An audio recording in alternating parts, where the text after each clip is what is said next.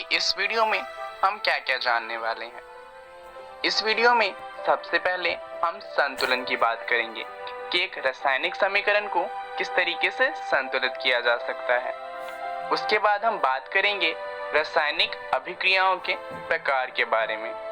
संतुलन के बारे में आपने पिछली वीडियो में भी जाना था। इस वीडियो में हम संतुलन के लिए एक और उदाहरण लेंगे ताकि संतुलन को और अच्छे से समझ सकें। तो चलिए उदाहरण लेते हैं लोहे की जल के साथ प्रतिक्रिया का। लोहा यानी कि फेरस जब जल के साथ अभिक्रिया करता है तो लोहे का ऑक्साइड बनाता है, जिसका सूत्र होता है Fe3O4। इसके साथ साथ हमें हाइड्रोजन गैस भी मिलती है। तो चलिए हम इसी समीकरण को संतुलित करेंगे।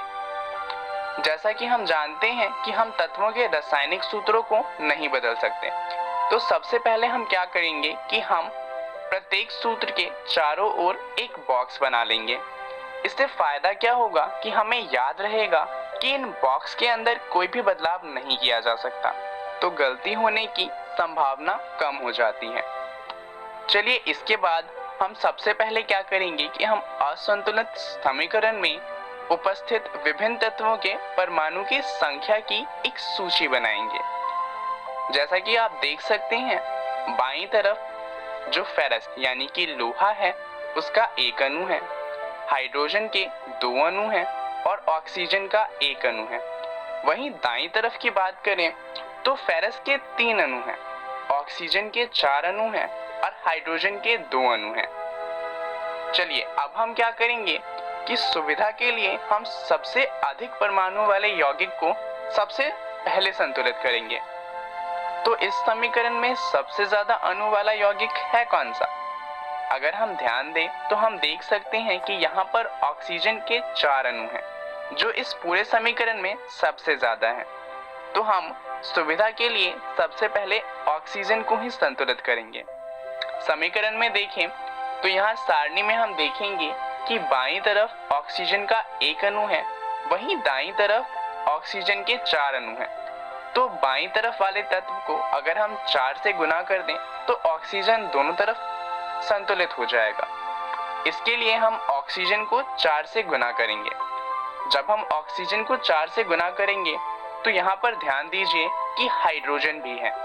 ऑक्सीजन तो 4 हो जाएगा, परंतु हाइड्रोजन पहले से 2 है, वो भी 4 से गुना होगा और इससे जो हाइड्रोजन है वो 2 की जगह 8 हो जाएगा।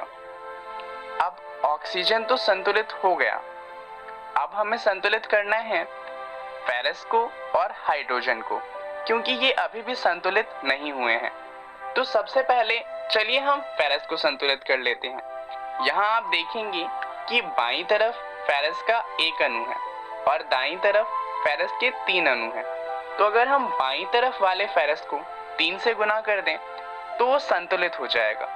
चलिए इसके लिए हम जो बाईं तरफ वाले समीकरण है उसमें फेरस को 3 से गुना करेंगे। इससे जो नई सारणी बनेगी वहां पर फेरस और ऑक्सीजन दोनों ही संतुलित हो चुके हैं।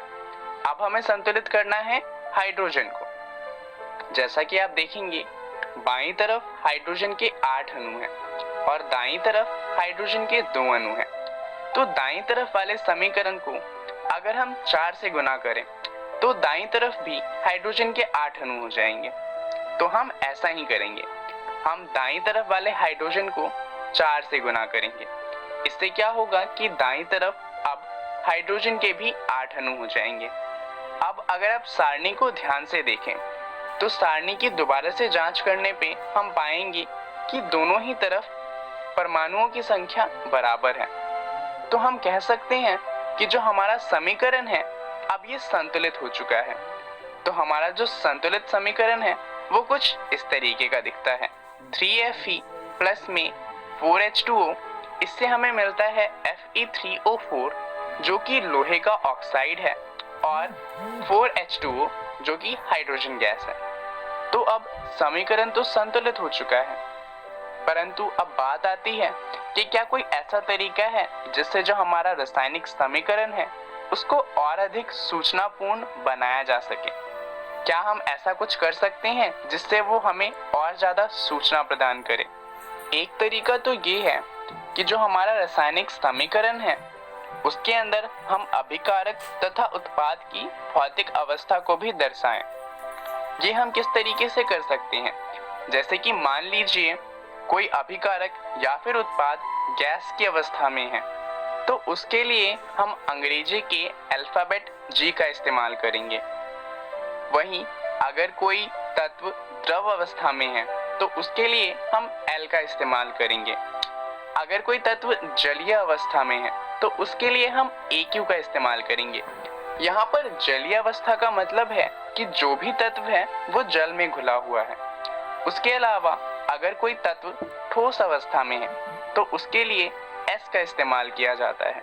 चलिए एक उदाहरण देख लेते हैं जिससे ये आसानी से समझ आ जाए। उसी समीकरण को लेते हैं जिसे हमने अभी अभी संतुलित किया था। यहाँ पर हम जानते हैं कि जो लोहा है वो ठोस अवस्था में होता है, तो उसके नाम के साथ में हम ब्रैकेट के अंदर S लिखेंगे, जल के साथ हम G लिखेंगे, और लोहे का ऑक्साइड तो ठोस अवस्था में होता ही है तो उसके साथ भी S आएगा, और हाइड्रोजन गैस तो गैस अवस्था में होती ही है। अब यहाँ पर आप देखेंगे कि जल के साथ हमने G का इस्तेमाल किया है। इस G चिन्ह का उपयोग इसलिए किया गया है क्योंकि ये दर्शाता है कि जो अभिक्रिया है उसमें जल का उपयोग भाप के रूप में किया गया है। इससे आप समझ सकते हैं कि किस तरीके से भौतिक अवस्था दर्शाने से जो हमारा समीकरण है वो और ज्यादा सूचनापूर्ण बन जाता है। इसके अलावा कभी कभी जो अभिक्रिया होती है उसमें परिस्थितियां होती हैं, जैसे कि ताप, दाब, उत्प्रेरक आदि। हम क्या करते हैं, हम इन्हें तीर के निशान के ऊपर या नीचे दर्शाते हैं। जैसे कि उदाहरण लेते हैं, जब कार्बन मोनोऑक्साइड जो कि एक गैस है अभिक्रिया करती है हाइड्रोजन गैस के साथ तो एक यौगिक बनाती है CH3OH का। अब इस अभिक्रिया को होने के लिए 340 ATM का दाब चाहिए होता है। तो अगर हम चाहते हैं कि समीकरण में इस बात को दर्शाएं तो हम क्या करेंगे कि जो तीर का निशान है हम उसके ऊपर या नीचे इस चीज को लिख देंगे। इससे क्या होगा कि जब भी कोई समीकरण को देखेगा तो उसे पता चल जाएगा कि इस अभिक्रिया के लिए 340 ATM का दाब चाहिए। चलिए अब बात कर लेते हैं रासायनिक अभिक्रियाओं के प्रकार के बारे में। रासायनिक अभिक्रिया 5 प्रकार की होती हैं। ये हैं संयोजन, वियोजन जिसे हम अपघटन भी कहते हैं, विस्थापन, द्विस्थापन और उपचयन एवं अपचयन। इनके बारे में हम अगले वीडियो